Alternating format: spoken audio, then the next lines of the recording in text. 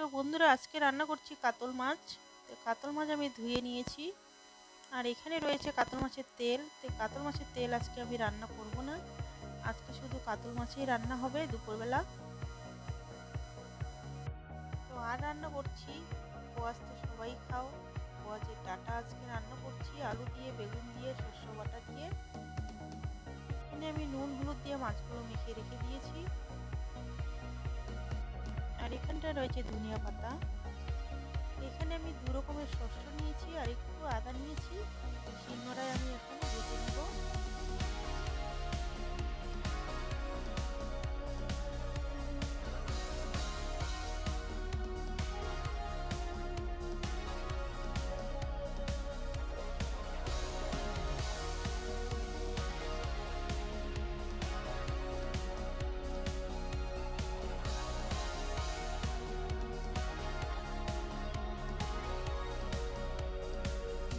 তো সবজিটা হয়ে গেছে, সবজিটা আমি এখন নামিয়ে নেব। এদিকে আমি মাছের জন্য সব রেডি করে নিয়েছি, পেঁয়াজ কুচিয়ে নিয়েছি, টমেটো কুচিয়ে নিয়েছি, আর এখানে আমি পেস্ট করে নেবো আদা রসুন কাঁচা লঙ্কা, আর একটুখানি সামান্য দিয়ে দেবো গোলমরিচ। গোলমরিচ দিলে মাছের যে একটা আষ্টার গন্ধ, সেই গন্ধটা থাকে না। এমনিতে রুই মাছ কাতল মাছে একটু আষ্টা গন্ধ থাকে, সেটা থাকে না, তার জন্য একটু গোলমরিচ দিলাম। একসাথে পেস্ট করে নেবো এখন।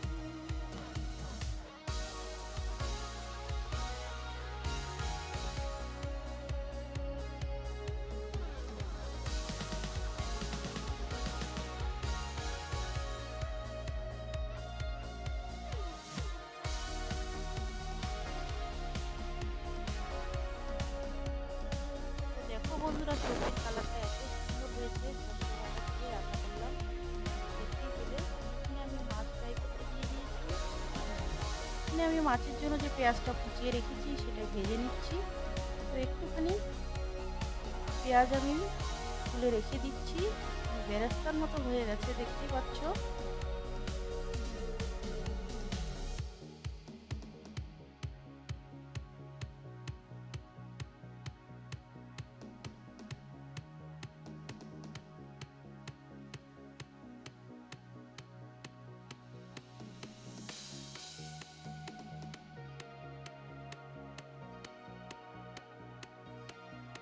মাছের মশলাটা আমি ভালো করে ভেজে নিয়েছি, তেলও ছেড়ে দিয়েছে, দেখতেই পাচ্ছ বন্ধুরা। এবারে দিয়ে দিব সামান্য হলুদ, দিয়ে দিলাম নুন, দিয়ে দিব জিরে গুঁড়ো, আর দিয়ে দিব সামান্য কাশ্মীরি লঙ্কার গুঁড়ো কালারের জন্য।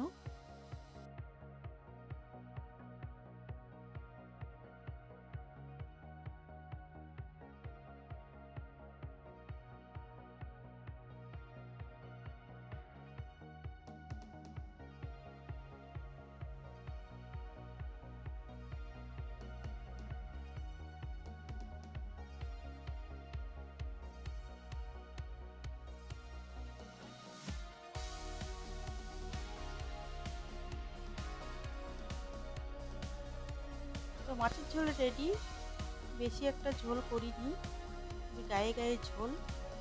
তো দেখতেই পাচ্ছ বন্ধুরা, কালারটা এত সুন্দর এসছে।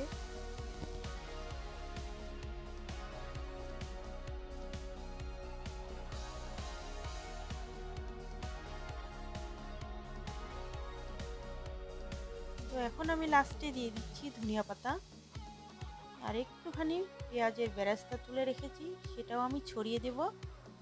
দেওয়ার পরে আরেকটু ধনিয়া পাতা দিয়ে দিব।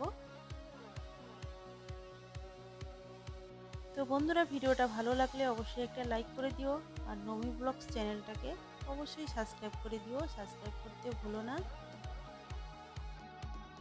আজকে দুপুরের মেনুতে রয়েছে, এখানে রয়েছে মুসুর ডাল।